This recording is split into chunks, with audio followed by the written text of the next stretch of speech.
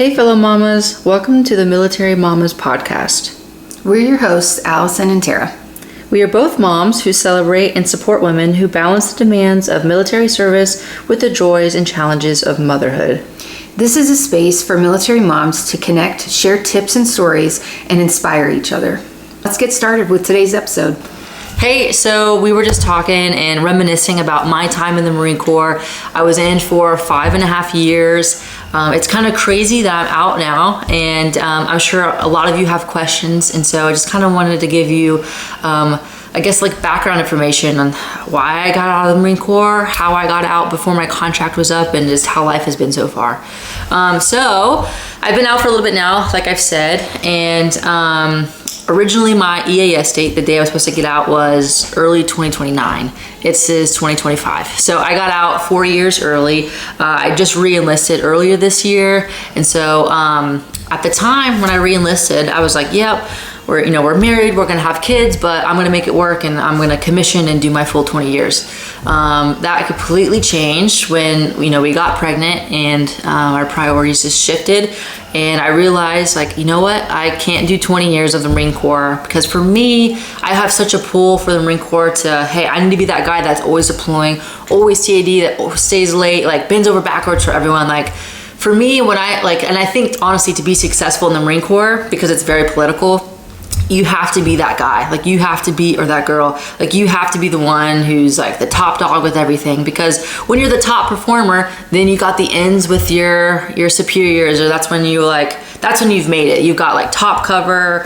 But the moment you kind of become average or below average, it affects a lot of different things. And so for me, I knew that, all right, I'm not going to be deploying once I have this baby, because she's now my responsibility, my number one responsibility, and my number one priority. And I knew I wanted to breastfeed, and so I was like, well, if I deploy within the first year after she's born, I'm not going to get to breastfeed her. And so so many things that were just messing up with, all right, what I want to do for the Marine Corps is not matching with what I wanted to be at home. I can't deploy to Italy and be home and breastfeed my baby. And so I had to do a which is more important. And so I had kind of talked about it before, but I grew up with a lot of trauma, and I had kind of a shitty upbringing. And so I have this need to give my kids a perfect life. I know that's unrealistic, but I want to give them things I never had. And so a stable life, parents that were involved and cared about them. They weren't too busy to ask how their day were and stuff like that. And so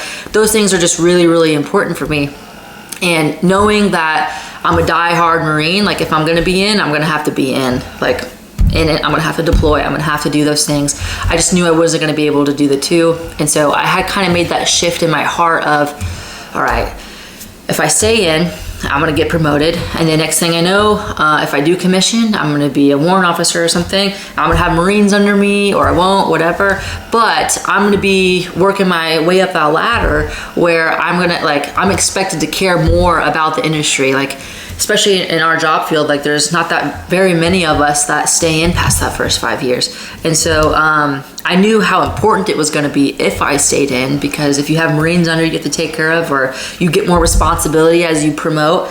And so I knew the Marine Corps wasn't going to get less busy. I knew it was going to pick up for me. And so looking at that, and I was kind of well, if I stay in, and let's say I get promoted to staff sergeant, and I have Marines under me, I'm a platoon sergeant in something, I would be doing them a disservice, because I know I would be always thinking about my baby's husband, family stuff, that I wouldn't be focusing on them. They call me in the middle of the night because they're drunk and they need a ride somewhere. I would be oh, call your corporal or something. I wouldn't be able to be that staff NCO that I think the junior Marines need. And I, as a junior Marine at one point, who has had shitty staff NCOs, I didn't want to willingly do that to other Marines. And so I really conflicted with, I don't want to put myself in a position where I'm a bad staff NCO, because I'm so focused on my family. And so that was a big contribution to, okay, I think I should probably get out.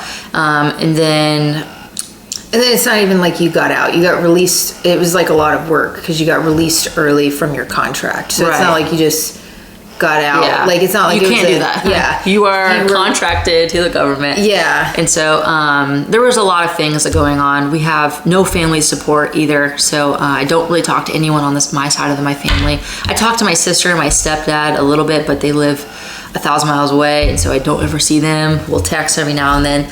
And the only family that we do talk to is on his side of the family, but they also live over 1,000 miles away, and they're not in a financial position to just uproot their lives and come live closer to us, or like leave the cattle behind for a couple of weeks and just hang out or help out. And so we really have no one.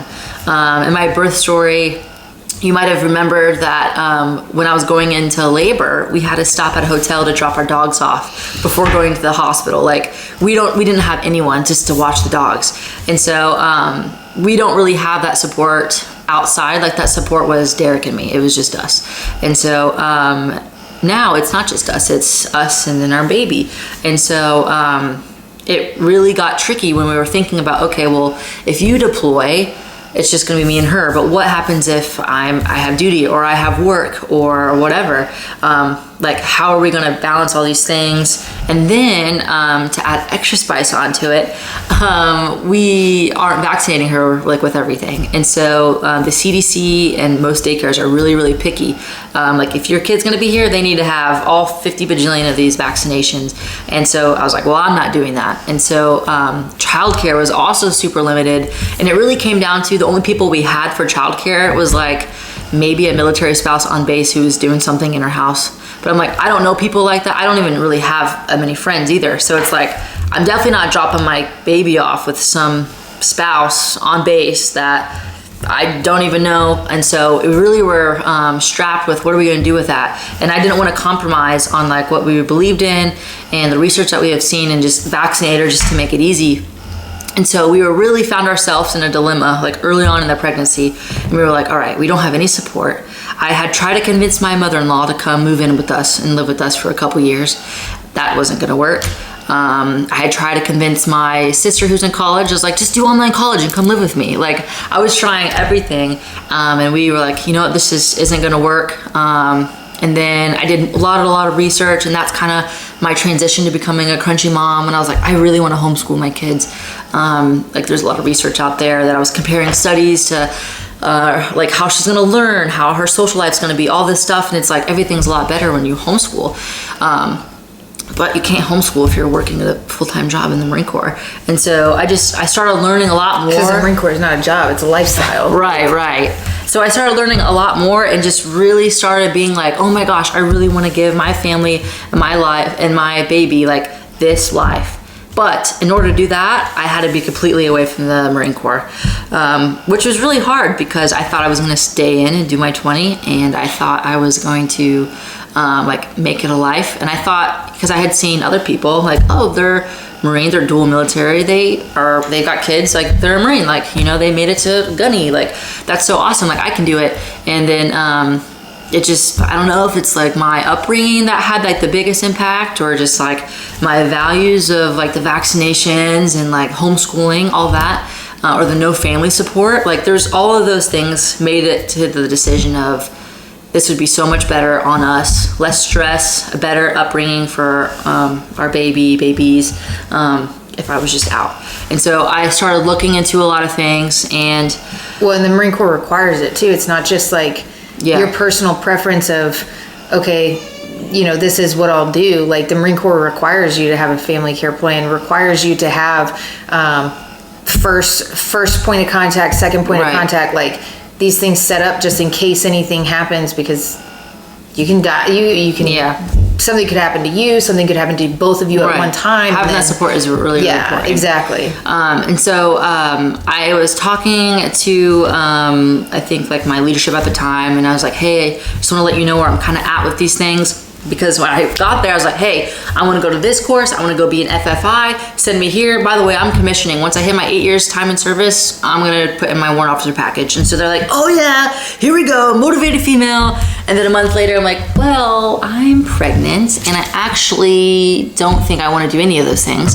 And so I remember talking to my leadership, and I think them seeing that change in me was kind of like super like, what do you mean? Like a month ago you were about to be like our hard charger doing all these things. You're a female, you're a sergeant, and so I think that alone, like switching my like mind, I guess, would put everybody through like a whirlwind. So when I had told my command that, hey, I'm going to be looking for like not a way out, but I'm going to be looking for options for me and my family with our situation.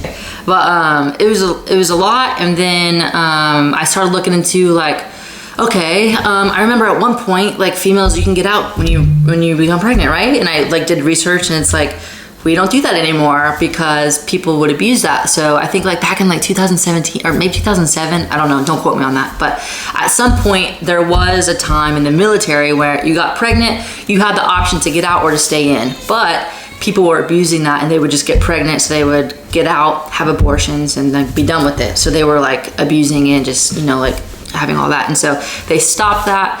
And so now that's no longer a thing. And so you can't just get out just because you're pregnant. And so I was like, oh, that's a bummer. And so I started looking into like the hardship discharges, because at the end of the day, like we didn't have the family support. I couldn't put her in a daycare because daycare wasn't accepting her because she's going to be unvaccinated and all these things. And so we were dual military, and Derek was EOD, and so like he was like busy with stuff, and he was in a dangerous job field, and you can't just bring your kid to work with you every day. Yeah.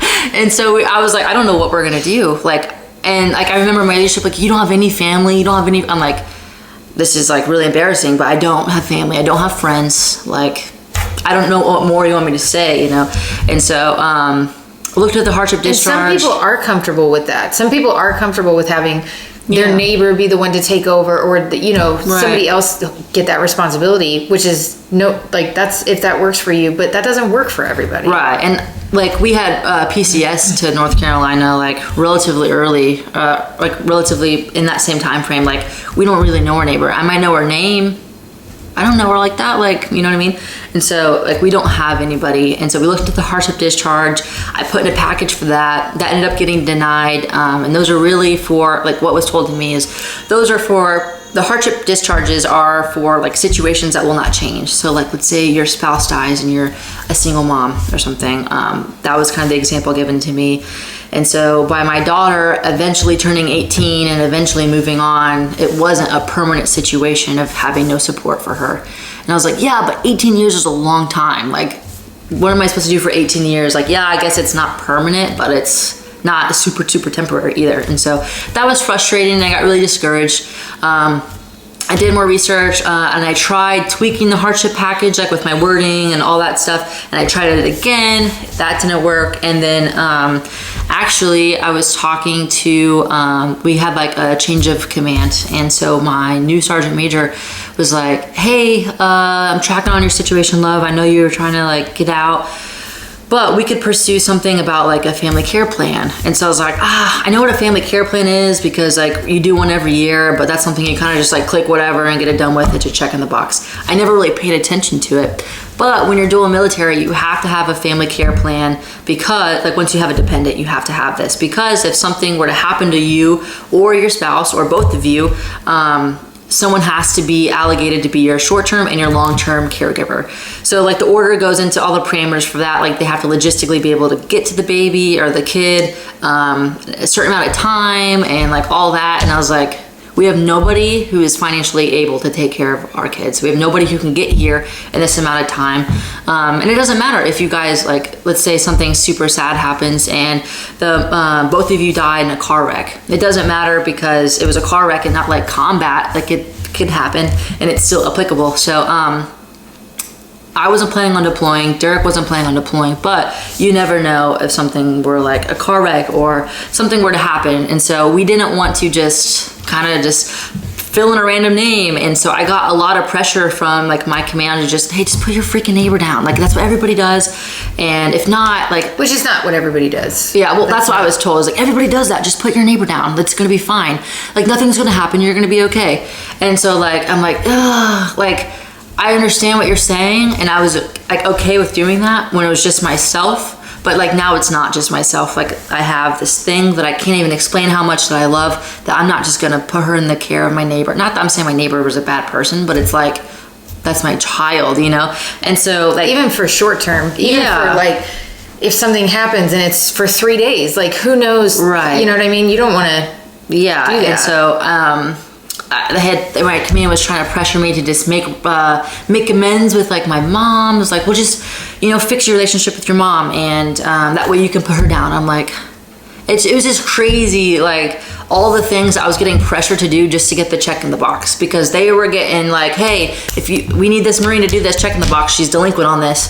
And it's like, well, I'm not submitting a family care plan that's, you know, like not like good, you know what I mean? And so I spoke to it's like a team building on base, and so I spoke to this lady at the teams building.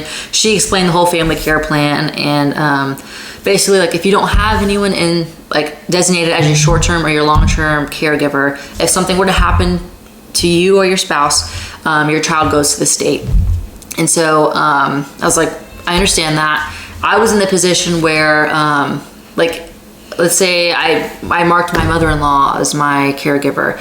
Okay, well, if she can't get to where the baby is within a certain time frame and she can't supply for it, the baby goes to the state anyway. And so I'm like, that's what would happen anyway, so I'm not just gonna put a bogus name down. And so like she broke it down all for me, and she basically said, you don't have to submit one. Like you can, like when you don't submit it, it's like unvalidated. And so when you don't submit one and it's unvalidated, it doesn't get that check in the box, so you're delinquent on it. And that pops up a lot of things on the admin side of, you have a Marine who hasn't done their family care plan. And something we learned too is I can't put my spouse as my short-term or long-term caregiver because he's in the military.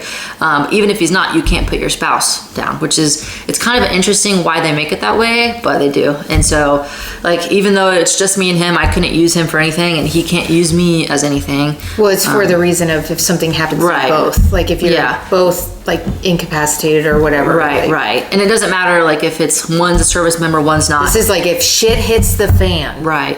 Which hopefully it doesn't happen, but if it does, you want to make sure that you have a plan. And so without having anybody on there, my sergeant major at the time was like, hey, you don't have to waive this. This can actually be like your way out of the Marine Corps. And she kind of explained it to me how like you don't do this. It's kind of like denying an order, because there's like an order saying like you have to have it. She's like, I understand you're in a position where you don't really have one, but we can basically ride this. And so she was amazing. She really helped with a lot of things, because before her, there was a lot of negativity and a lot of rude comments and a lot of disagreements with, you shouldn't get out because you're a Marine, you signed up for it. 100% agree with that. But situations had changed. And this is not like a backdoor like loophole or anything. This is a leader doing what a leader is supposed to do in an unbiased way of looking at your situation and not pressuring you. She's literally giving you the guidance, and she's giving you your left and right lateral limits and the actual documentation that is saying what is required of you, how are you not meeting this requirement, and what is done about that in order to alleviate the situation. Yeah, she wasn't saying you need to do this. She was saying you can do this. If you do this, this is what the process looks like. This is what can happen. You can expect to pay back your bonus. You can expect this and this and this. So it was really helpful. So that way I felt really informed to like make the decision. That's a good leader. Like to me, it was really good. I'm really grateful for her. Derek and I had a conversation. We decided that's what we wanted to do. And so, basically I had to sign like a counseling or something that's like punitive.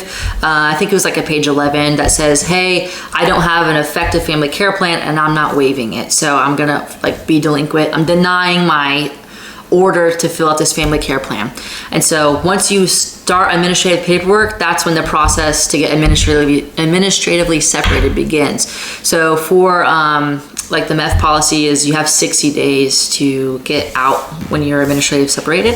It took a lot longer than that because just you're getting out. Like it takes a lot more than 60 days. But anyway, and so we started that process. There was a lot of paperwork, basically just signing like, hey, you're getting out. At the time, like they sat me down and they said, hey, because you're getting out under an ADSEP, you could, like the lowest characterization you could get is general under honorable. And so they laid out all that. And because I went to the team's building and I talked to the family care like person, like the civilian whose job it was to like organize these things, I had gotten resources from her. I got a lot of contact information. I filled out a family care plan and I put in the comments how these are the caregivers I would list. However, they don't meet the requirements. I don't have anyone. I provided a whole document of all my family members, where they live, why they aren't fit to take care of my child, or why I not talk to them. I gave a lot of information, a lot of work, and a lot of effort. That's it wasn't easy. I wanted to do, I wish I could fill this out, but I can't. I'm not in a situation. And so because I like put in the work and I showed like, hey, I'm not just saying fuck you Marine Corps, I'm not doing it. I'm in a position where I can't. My commander gave me honorable, or recommended honorable, and then the decision maker, he ended up giving me honorable. So I walked away with honorable.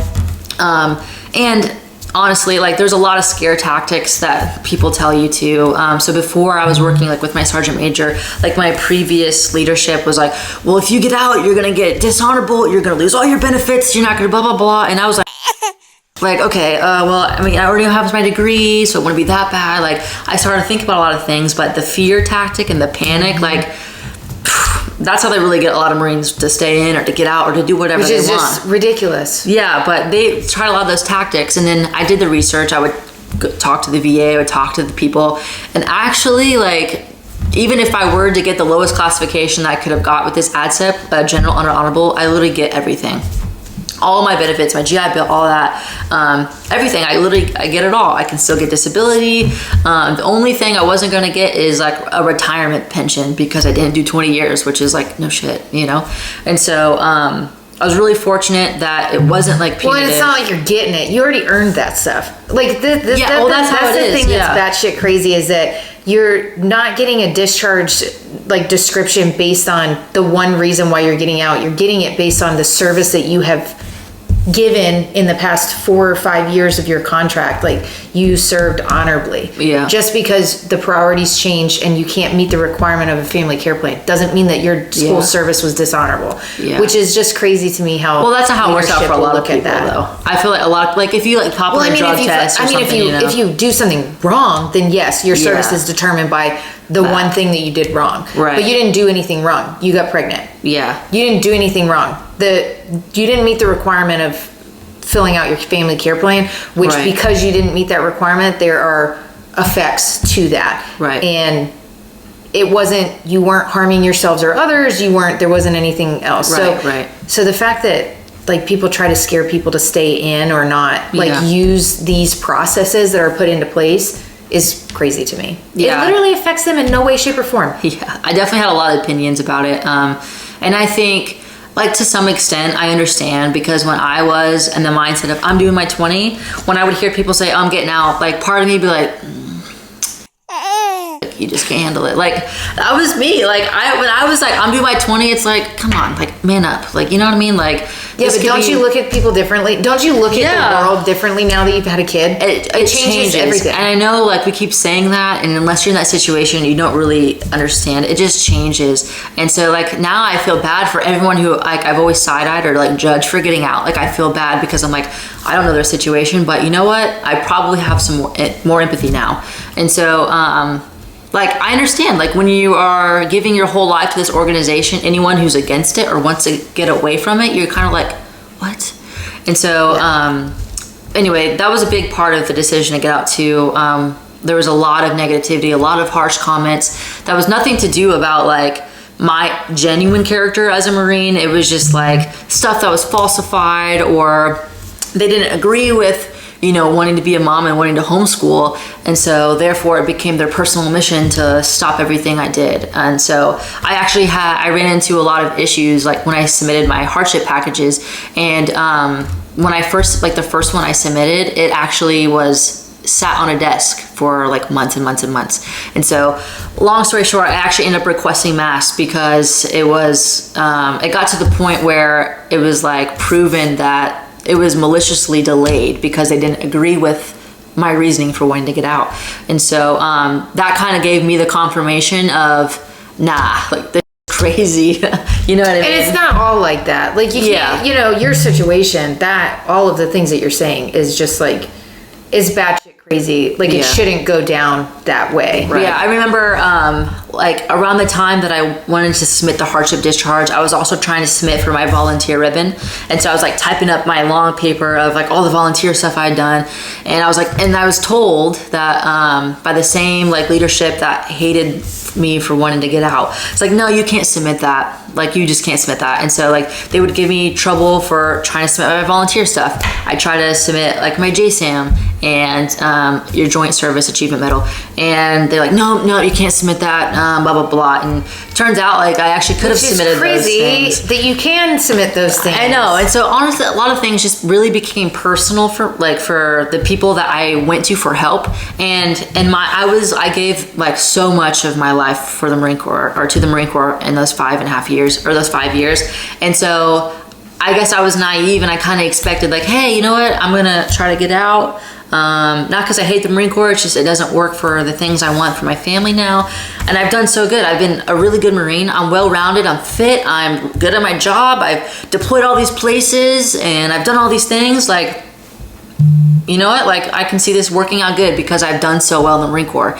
That was not the case at all. Like that was really hard for me to like get so much negativity and like so much like just, I don't know, just that whole experience. Like I got so much of that when I was like, wow, like I used to be like that Marine, you know what I mean? Like I was that Marine, and just to get treated like this, like completely different. Like I know the unit that I was trying to get out of, I never really worked for them because I had just PCS there, so they didn't really get to see that. But you know, like look at my OMPF. How am I submitting for a JSAM, a volunteer ribbon, and all these other things for nothing? You know what I mean? Like there's a little bit of a track history that you can see to try to get whatever. And so that it just really started bothering me that I was getting so much personal like attacks from people who were supposed to be professional and people who were supposed to be my advocate and help me with things, whether they agreed or not. And so yeah, that was my biggest push. And I just really became determined. And it just shows you a different side of the Marine Corps. So if you wanted to get out because of personal issues with having a family care plan, now you want to get out even more because why would you want to associate with an organization that would treat you? Yeah. And it's not really the organization. It's the command that you were with that would treat you in that manner. Yeah, exactly. Because it's like, why would I want to do anything for you now? Yeah. You know? And like, I won't go into super details, but like nasty comments where I'm like, how, with that rank on your collar, how do you have like the balls to say that to anyone? You know what I mean? Like that's crazy to me. And so there was a lot of things that happened where I was just like, wow, this is 100% what I'm doing now, getting out.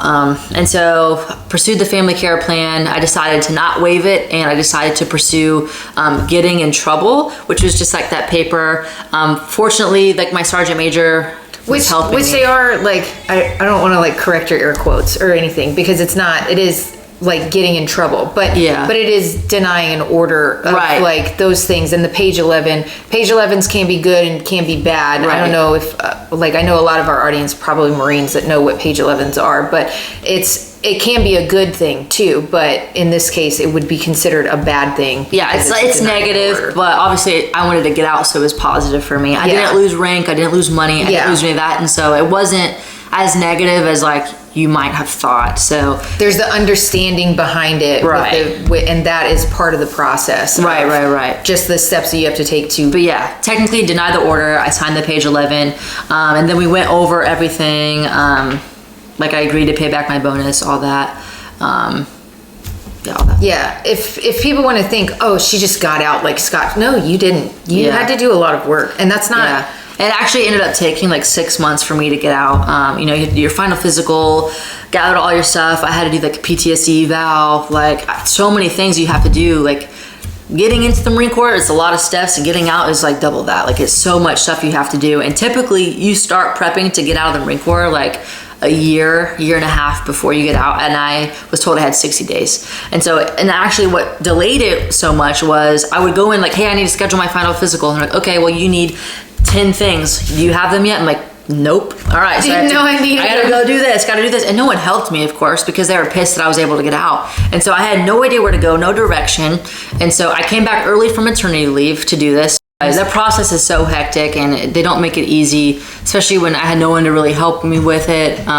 We timed like my maternity leave, and then we had Derek's maternity leave like right after. So he was in the car watching Esme and would drive me to IPAC or drive me to medical or drive me wherever, and I'd feed her on our way to something and then run in everywhere. And so it took a long time actually. And so finally I got everything I needed. But originally I thought I had 60 days. And I remember I went in, once I had all my paperwork and stuff ready to schedule my final physical, they're like, the earliest we can get you in is like 3 months from now. And I'm like, well, you see, I'm supposed to be out in 2 months. So, and they're like, I don't have to do about it, chief, you know? And so I was like, okay. So I let like my leadership know, and my sergeant major was like, I got you. And so like she called over there and she got me an appointment in 2 months. Yeah. So see, that is how it's supposed to be. Yeah. That is like, regardless of if somebody agrees with whatever it is, like, that is how it should be. Yeah. And so I was able to check out and do all that. I finally got out, and it's been a really big transition. I think because I did love the Marine Corps, and like it's still a big part of like my life, really. It's hard, like being around Jacksonville and like seeing the Marines, and like Derek goes to work every day in camis. Part of me is like, oh, like, yeah, I remember like that part of my life. But now I like. What do you mean home. You don't miss texting that you're awake every morning? Yeah, to somebody to there's let them definitely know that you're alive? There's definitely a lot of freedoms with it. But like, I didn't realize how like structured and like disciplined I was with everything. Where now I'm like, I deal with like civilian stuff. So like I'll talk to like family, like on Derek's side, like we're planning our house being built and like our move and all that stuff. And it's just like, I miss being around the mindset of like get shit done, discipline, structure, because civilians are not like that. So like my family is not like that. Like on Derek's side, like, and they're Southern, and so it's like kind of more hectic. But and so that's what I miss, being around Marines who are like, just get your shit together, man. You know what I mean? Like the whole idea of return it better than how you got it. That's not a thing to them. And so there's certain things that I like the assertiveness of like women in the military who are like, hey, you know, that's not like that in the civilian world. There's civilians who are like, hey, you know? And so I haven't tried like making friends because we're going to be moving soon. And so I was like, I'm not going to worry about that here, but I'm worried about it in the future, you know? And I'm struggling with like a lot of like PTSD things. And so like being outside of the military like has been so different. It's a really, really hard transition that I didn't think I thought I was gonna be like, peace, I'm out, you know, but now I'm like it's grieving. Like I was like angry, then I was sad, then I was like happy. And so, and I really, really underestimated being a stay-at-home mom. Like, I mean, I'm in college too, but now my day-to-day is taking care of a little girl and going to college. And I thought that was gonna be so much easier. And then I'm like, it's so much harder. Trying to entertain a little kid all day long, like, okay, well, we played outside, we played with some water, we ate, we changed you. You fell asleep on me, and now that you fell asleep on me, I want to do stuff and I want to put you down, and then you wake up. And it's like you do everything and it's like 9 o'clock. Like, it's so hard to entertain her, and I don't want to put her in front of a TV all day and like do certain things. And like when it's 100 degrees out, it's like, well, I'm not trying to play outside. Yeah, like you know. It's so much harder being like a stay-at-home mom, and like I definitely was like, that's gonna be easy. It gives you like a whole different respect. Like it's so hard. Like I have less time, I feel like, in the day to do things, and especially because she's younger, and so like she's still breastfeeding and she like needs me a lot, which is a whole nother job. Right. And so it is really hard, and I really struggled. I'm getting better with it now, but I struggled with like, I'm not completing enough tasks in a day. I'm a piece of shit. Like I am very list oriented, so I would make like lists for every day, and I'm like, oh, I had 13 things on my list today and I did one of them. And then like my therapist was like, well, how many times did you feed her? How many times did you change her? How many times, what did you do? And she's like, well, in that I heard 10 other tasks. Like this is also just transitioning, I guess, to being a mom. Like your day is now filled with taking care of another human. And so for me, that at first it was like, I'm not getting anything done. I didn't like I wanted to make this, or I wanted to do the laundry by this time. And like, so but you didn't sit down either. It's not like you were doing nothing. Right, it's like, right. Yeah, but it was hard. Like my mind wasn't registering the stuff I was doing because I didn't check things off my list, you know? And so there is that transition piece, I think, just from like working and being oriented and having tasks and do outs and you get them done before you go home. And when you're a stay-at-home mom, it's easy to beat yourself up too. Like you're not giving yourself any, which is hard to give yourself grace. But it's so hard, yeah. Especially I think as as a military member, when you're going from such structure to now you make all of your structure, it can be crazy because I'm like, okay, well I want to do this and this and this, but my baby does not want to do any of that. And so trying to like adapt to certain things is like challenging, but I think that's just challenging as a parent regardless. Well, also you're coming from an organization that doesn't, it's not like known for giving a lot of grace. Yeah. Like, you know what I mean? Being so hard on yourself is the norm. And when you do something wrong, you normally like beat the shit out of yourself in order to not do it. Like pain retains, right? Like one of the Marine Corps sayings, and you don't learn to give yourself grace. And so now you're transitioning to something that you have to give yourself grace, because if you don't, then it's just not going to work out. Right. And so I'm still like, it hasn't been like a year since I've been out or anything, but I'm still like in that transition piece. I think it's really nice because I have a little exposure through Derek because he's still in. And so that's nice because I'm getting like weaned off of the Marine Corps, you know, I'm not just getting a hard drop off. And so that's really nice. And now that I'm kind of getting a perspective for, hey, I fed her X amount of times. I changed her. We played with this. We read 3 books today. We did all this, and I did a homework assignment. Like that was a productive freaking day. And at work, you go to work. Nothing's on fire. Everybody's alive. Yeah, exactly. Accomplished the mission. Right. And like for me, like you go to work 8 to 4. All right, cool. Being a stay-at-home mom, there is no cutoff time. It's you wake up, you're a mom, you sleep. Oh, even when you're sleeping, you're still being a mom. Like, so not having that hard like separation of work and home life, like it's really, really weird because now it's just all one. Like my work is like my home time, you know? And so, I find myself wanting to get out a lot more just to like change like scenery. Like I want to get out of the house. Let's go do this, even if it's just out to eat. And so that's been different, which is really hard because I also like hate going out and like I hate being around like people. Like that's like a separate thing. And so yeah, it's just been such a learning curve. But at the end of the day, it is super, super exciting to be able to have the time to potty train my 6-month-old, you know, like that's something I could never have done if I was in the Marine Corps.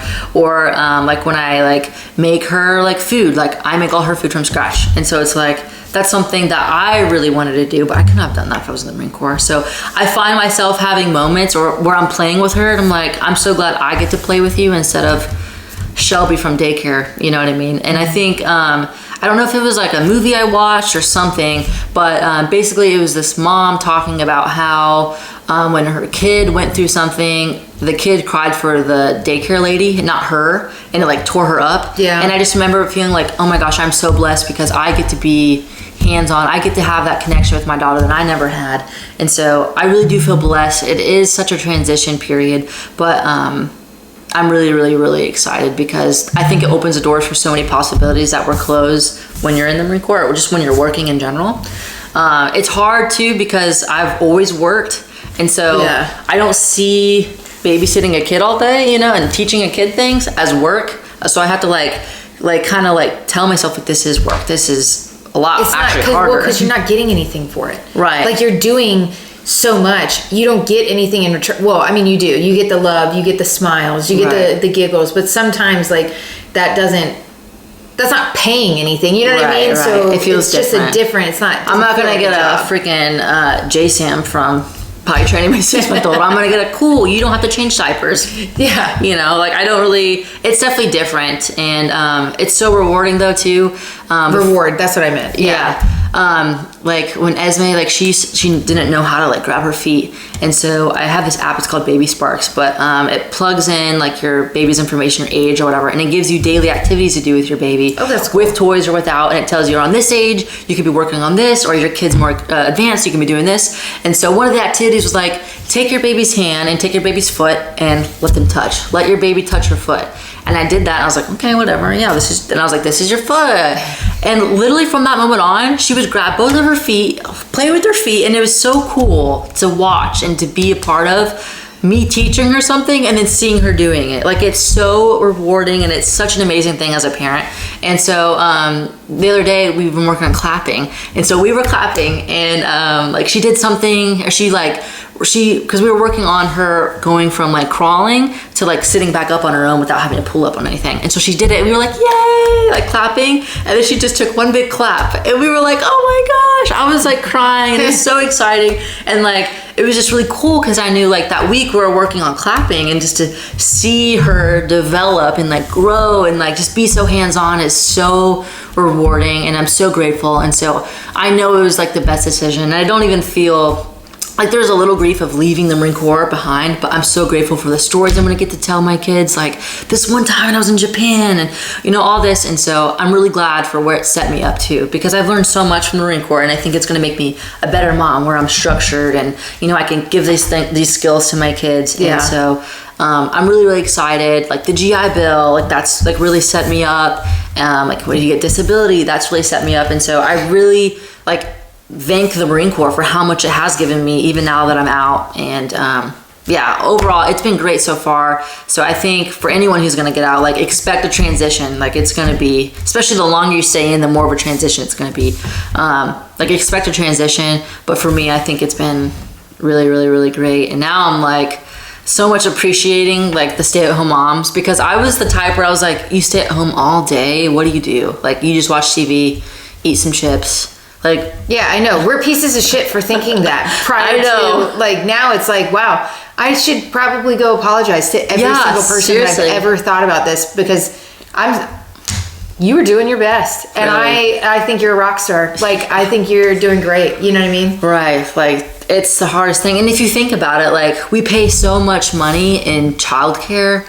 And then like if you do it as a stay-at-home mom, you don't get paid anything. And so it's kind of crazy, because it's like we pay somebody else an arm and a leg, but you don't get paid. So it's like raising a child, taking care of a child, no matter the age, is worth so much. That's why we all pay so much for it. And so it's like, as a stay-at-home mom, I would have to tell myself like, I am doing so much. And even if I was working, half my paycheck was gonna go to childcare anyway. So it's like, you know what I mean? There's like that balance. And so just getting the perspective, I think, is so huge. And I feel like it's opened the doors for friendships for other moms once I get out. Because I was like, oh my God, I'm not going to make friends because I'm going to just be so like Marine Corps-ish, and I'm just going to be very weird compared to like other moms who stay at home or whatever. And now I'm like, wow, I think I really get it. Like, how do you tame your 2-year-old all day, you know? Yeah, well, you have that thing of what do you want? What would be something that you would want to hear when you're going through something? It's not like, you know, it's not like, oh, wow, you're huge, you know, like, oh, you're that pregnant, you're 9 months, but you're huge. It's like, no, hey, you're doing it.